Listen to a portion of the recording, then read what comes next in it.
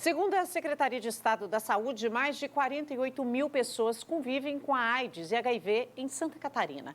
O tratamento evoluiu ao longo dos anos, mas ainda existe muito preconceito. Por isso, o mês de dezembro é dedicado à conscientização sobre essas doenças.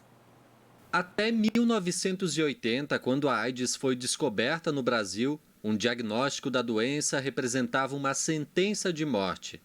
4 décadas depois, mesmo sem um imunizante ou uma cura definitiva, há muito que se comemorar, principalmente com os avanços no tratamento. O próprio coquetel anti-HIV é um exemplo. Antes, o paciente precisava usar uma combinação de 10 a 15 drogas por dia. Hoje são em média 2 comprimidos. Resposta importantíssima da ciência. O repertório de medicamentos ele foi aumentando, disponíveis, né?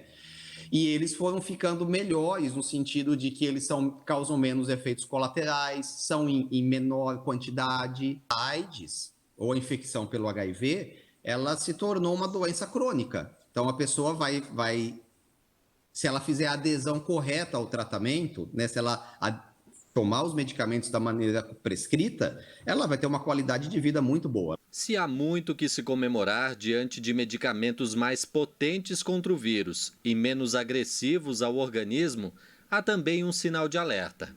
Apesar da queda geral de novos casos no Brasil e no mundo, uma faixa etária preocupa pelo aumento de infecções. São dos mais jovens, principalmente entre os 13 e 25 anos de idade. Em Santa Catarina, segundo a DIV, o maior número de diagnósticos de HIV e AIDS está na faixa dos 30 aos 39 anos.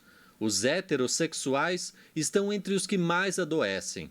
A redução no número de diagnósticos pode ter relação com a pandemia, como também em outro fator que impede que os casos virem estatística, mascarando o real cenário da doença.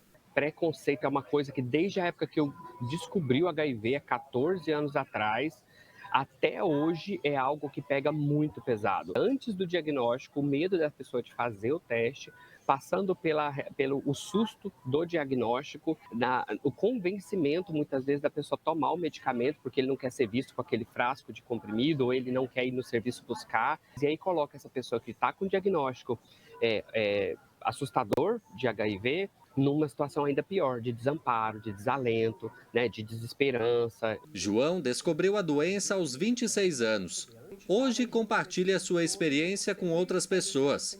Uma forma de quebrar tabus e orientar. No Brasil não existia nenhum canal de pessoa que falava sobre o próprio HIV, então isso acabou me deixando meio órfão de informação. A gente, quando entra na internet, principalmente para falar de um assunto sensível como é o HIV, cheio de tabu ainda, preconceito, a gente precisa se formar. E essa responsabilidade caiu no meu colo lá há 13, 14 anos e eu acabei me transformando num profissional que fala sobre isso. Segundo esse médico, alguns fatores, como desconsiderar a gravidade do HIV/AIDS e se julgar acima de qualquer risco, são as maiores brechas para a infecção.